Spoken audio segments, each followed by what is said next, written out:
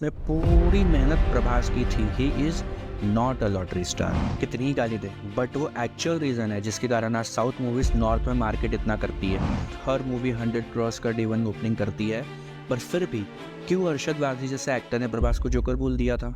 Prabhas, I'm really sad, but why was he? He was like a joker.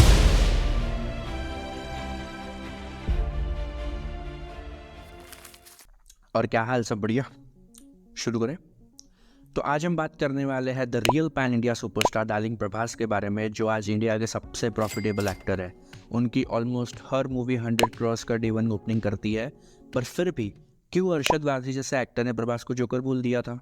और क्यों खुद प्रभास के fans Prabhas को धीरे धीरे रियलिटी में जोकर बना रहे हैं? यस, वीडियो थोड़ा सा कंट्रोवर्शियल हो सकता है, बट अगर आप एक अनबायस्ड माइंड के साथ इस वीडियो को देखोगे तो बातें मेरी बहुत सेंस बनाएगी।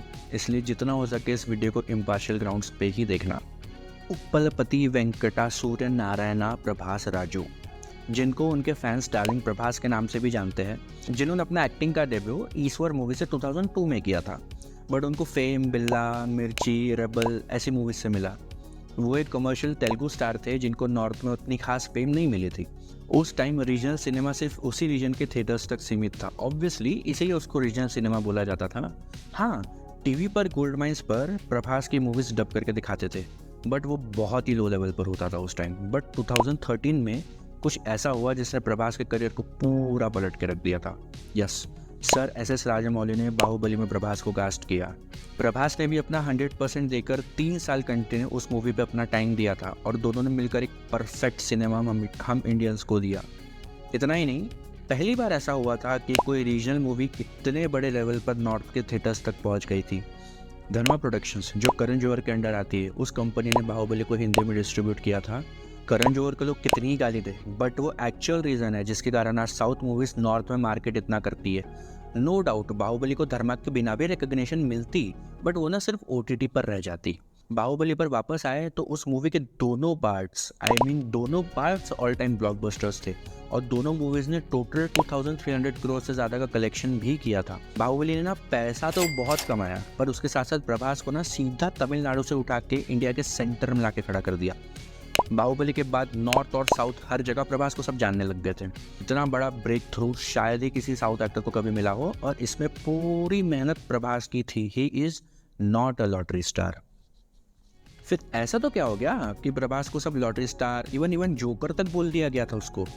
आगे इसको भी डिकोड करेंगे। तब तक टॉपिक पर वापस आए तो एक ये समझ लो, एक हमारे सामने अब एक परफेक्ट पैन इंडिया स्टार खड़ा था, जो इतना बैंकेबल हो गया था कि हर डायरेक्टर, हर प्रोड्यूसर को प्रभास के साथ ही काम करना था। प्रभास ने सुजीत के साथ साहो में काम किया था, जिसको इंडियाज बिगेस्ट एक्शन थ्रिलर भी बताया गया था। No doubt Saaho was a well made movie, story एकदम बढ़िया थी उसकी, बट स्टोरी तो तब समझेगी ना जब एक्टर क्या बोल रहा है वो समझ में आए। देखो, Prabhas is having a very good vocal tone, but वो उसके रीजनल लैंग्वेज में सही लगती है। तुमने क्या किया, श्रद्धा कपूर से 4-5 दिन हिंदी की क्लासेस ले ली और बैठ गए माइक पर डबिंग करने। This was the worst decision of Prabhas in his entire career. ना, आदि पुरुष का लेवल कोई मैच नहीं कर सकता, इसलिए मैं उसको गिन भी नहीं रहा हूँ। साहो की हिंदी डबिंग इतनी थर्ड क्लास थी कि इतनी अच्छी स्टोरी और ग्रिपिंग स्क्रीन प्ले और ना अच्छा खासा एक्शन होने के बाद भी ना साहो हिंदी में पीट गई थी। उस वक्त जियो के कारण इंटरनेट भी इजीली अवेलेबल हो चुका था। सब अपने कमेंट्स, रिव्यूज़ सोशल मीडिया पर देना शुरू कर चुके थे। काश उस टाइम टिकटॉक बना लिया होता। तो ऐसा तो है नहीं कि प्रभास तक ये बात गई ना हो कि भाई तेरी डबिंग गंदी है, तेरी डबिंग टट्टी है, दोबारा करना मत इसको।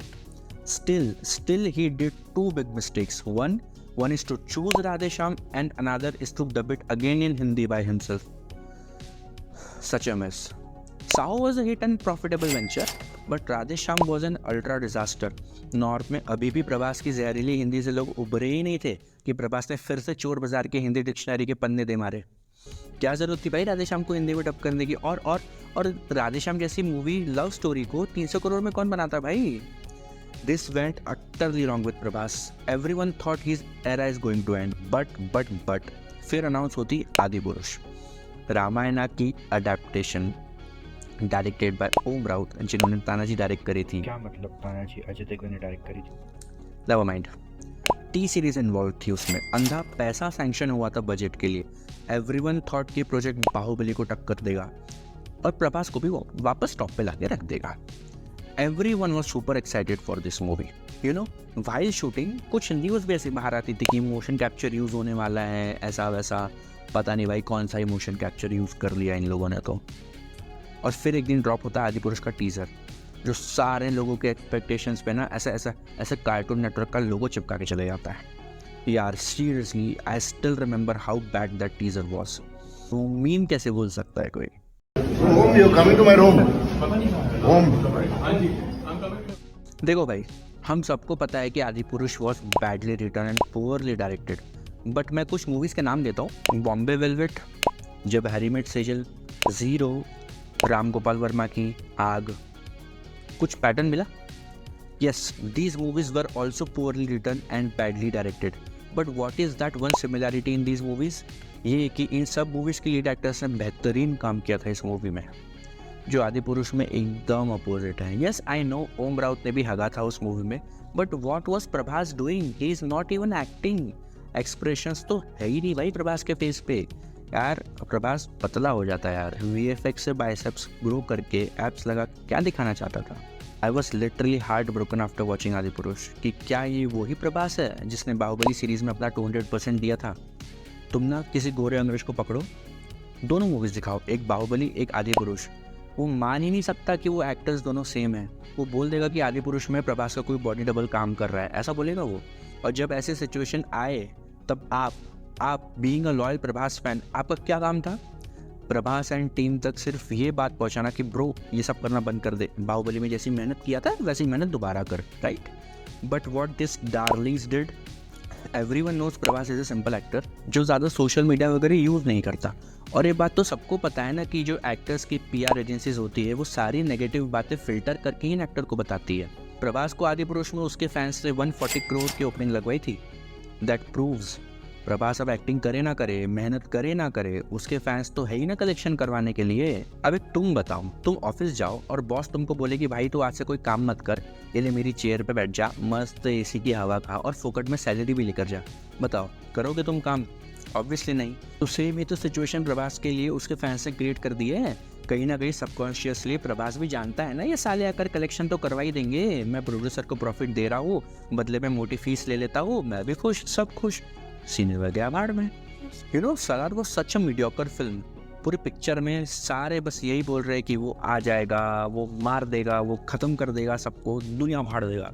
प्रभास लिटरली पूरी मूवी सिर्फ एक जगह खड़ा है। देन कम्स कल्कि, सबको लगा कि this one will be a good movie and everyone thinks it is. Kudos to its marketing team and PR team. It also collected by the way 100+ crores. But as we know, Prabhas fans है ही ना, प्रभास साबुन की add भी करेगा तो वो लोग ticket खरीद के उसको भी 1000 करोड़ कंप्लीट करवा देंगे। Prabhas was in dilemma from these whole years, and then that viral interview of Arshad Varsi came out where he called Prabhas a joker.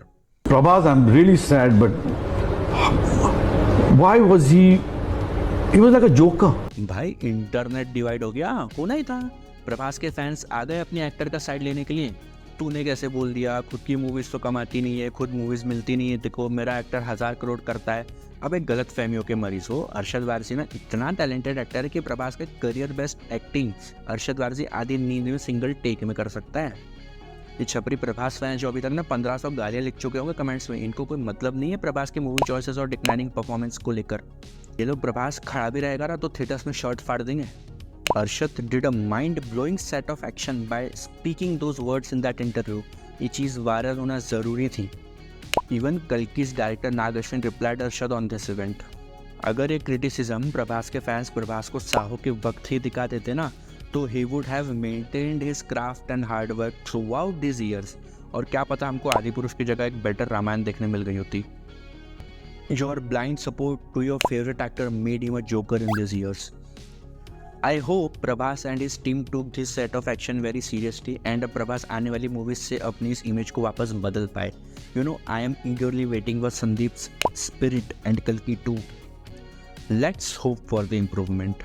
अगर आपको वीडियो अच्छी लगी हो तो सब्सक्राइब करो और शेयर करो उस प्रभास फैन के साथ जिसको 200 रुपये की टी शर्ट बैग में लेकर थिएटर जाना पड़ता है, क्योंकि पहनी हुई तो वो ऑब्वियसली प्रभास को खड़ा देख के फाड़ देगा ना। ओपन देयर आइज, यही कमेंट सेक्शन में मिल जाएंगे ऐसे कुछ लोग। तब तक के लिए मैं चलता हूँ, मिलता हूँ आपसे अगले वीडियो में। बाय।